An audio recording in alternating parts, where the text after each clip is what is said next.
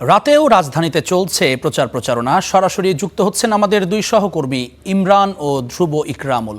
প্রথমেই যাচ্ছি সহকর্মী HM ইমরানের কাছে। ইমরান, কেমন দেখছেন প্রচারণা? কি কি প্রতিশ্রুতি দিচ্ছেন প্রার্থীরা, আর কিভাবে আসলে চলছে সবকিছু? এই মুহূর্তে আছি ঢাকা 15 আসনে এবং এই আসনটি জামাত আমির ডাক্তার শফিকুর রহমান তিনি এই আসনে প্রতিদ্বন্দ্বিতা করছেন।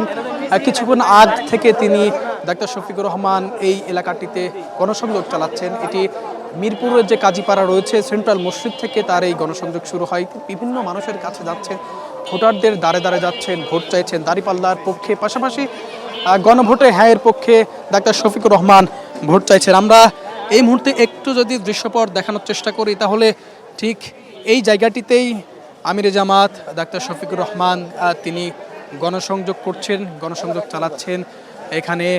এখানকার যে সকল ভোটাররা রয়েছেন এই মিরপুর কাজীপাড়া, যেহেতু ঢাকার একটি গুরুত্বপূর্ণ আসন ঢাকা 15, এখানে প্রায় 8 জন প্রার্থী বিভিন্ন দলের প্রতিদ্বন্দ্বিতা করছেন। সেখানে আমিরে জামাত ডাক্তার শফিকুর রহমানও প্রতিদ্বন্দ্বী। তিনি কিছুক্ষণ আগে এই যে কাজীপাড়া মোড় থেকে সেন্ট্রাল মসজিদ সেখান থেকে তার এই গণসংযোগ শুরু হয়েছে। এখন পর্যন্ত প্রায় ঘন্টা খানিক ধরে তার এই গণসংযোগ চলমান রয়েছে।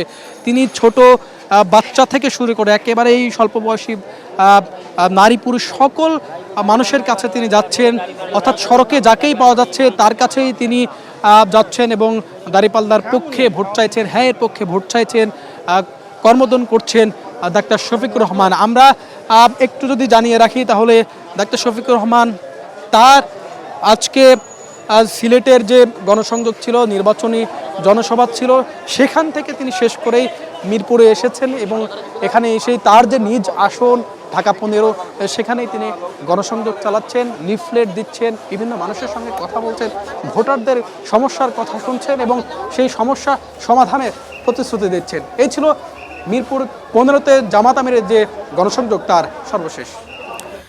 ধন্যবাদ। আমরা এবার যেতে চাই আমাদের আরেক সহকর্মী ধ্রুব ইকরামুল। ধ্রুব, আপনি কোথায় আছেন এখন ঠিক সেটি জানাবেন। প্রচার প্রচারণার খবর, সেখানে কারা এখন প্রচার চালাচ্ছেন, কি প্রতিশ্রুতি দিচ্ছেন প্রার্থীরা? আমি বর্তমানে রয়েছি ঢাকা 18 আসনে। ঢাকা 18 আসনে এটি দক্ষিণ খান এলাকা। এখানে এনসিপির সিনিয়র যুগ্ম আহ্বায়ক আরিফুল ইসলাম আদিব তিনি রয়েছেন। তিনি কিছুক্ষণ আগে এখানে গণসংযোগ করেছিলেন, কিছুক্ষণ আগে সেটি শেষ করেছেন। তো আরিফুল ইসলাম আদিব এনসিপির একজন গুরুত্বপূর্ণ ব্যক্তি। তিনি এর আগে এনসিপির রাজনৈতিক লিয়াজু প্রধান ছিলেন এবং সম্প্রতি তিনি এই 18 আসনে প্রতিদ্বন্দ্বিতা করছিলেন এবং 18 আসনে এর আগে নাসিরউদ্দিন পাটোয়ারি ছিলেন। পরে ওসমান হাদি হত্যার পর সেখান থেকে সরে গিয়ে আরিফুল ইসলাম আদিবকে 11 দলীয় জোটের পক্ষ থেকে এই ঢাকা 18 আসনে মনোনয়ন দেওয়া হয়। তিনি প্রচারণা চালাচ্ছেন আজকে সকাল থেকে। সকালে আমরা দেখিয়েছি বেশ কিছু সংবাদে এবং যেটি মূলত 11 দলীয় জোটের পক্ষ থেকে বেশি প্রাধান্য দেওয়া হচ্ছে দুর্নীতি এবং সন্ত্রাস মুক্ত একটি বাংলাদেশের কথা। সেটি মূলত তারা খুব সাধারণভাবে এই বিষয়টি সবচেয়ে বেশি অঙ্গীকারবদ্ধ হচ্ছেন জনগণের কাছে। সকল শ্রেণী পেশা, সকল বয়সী মানুষের কাছেই তারা যাচ্ছেন এবং সেই 11 দলীয় জোটের পক্ষ থেকে তাদের আগামীর বাংলাদেশ গড়ার যে সকল অঙ্গীকার রয়েছে, যে সকল ইস্তেহার রয়েছে সেগুলো তারা তুলে ধরছেন এবং দুর্নীতি মুক্ত বাংলাদেশ গড়ার জন্য আসলে তারা প্রতিজ্ঞা করছেন, এটি আমরা দেখতে পাচ্ছি। এছাড়া যে সকল বিষয় রয়েছে মূলত এই দক্ষিণ খান এলাকা সহ উত্তরের বেশ কিছু এলাকায় রয়েছে, সেখানে সড়ক ব্যবস্থা খুবই করুণ।